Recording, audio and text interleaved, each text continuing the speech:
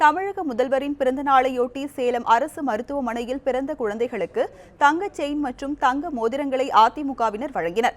சேலம் அரசு மருத்துவமனையில் இன்று முதலில் பிறந்த பெண் குழந்தைக்கு 1.5 பவுன் தங்க சங்கிலியும், அடுத்ததாக பிறந்த 2 குழந்தைகளுக்கு 1 பவுன் தங்க மோதிரமும் அதிமுகவினர் வழங்கினர். இதேபோல் இன்று பிறக்கும் அனைத்து குழந்தைகளுக்கும் வெள்ளி கொலுசுகளை வழங்க உள்ளதாக அதிமுகவினர் தெரிவித்துள்ளனர். தமிழக முதலமைச்சர் பிறந்த நாளை முன்னிட்டு பண்ருட்டி படைவீட்டம்மன் கோவிலில் 1068 பால்குட அபிஷேகம் நடைபெற்றது.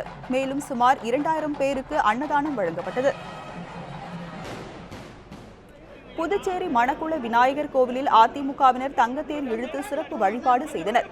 உப்பளத்தில் உள்ள அதிமுக தலைமை அலுவலகத்தில் கட்சி கொடியேற்றி 68 கிலோ கேக் வெட்டி ஜெயலலிதாவின் பிறந்த நாளை கொண்டாடினர்.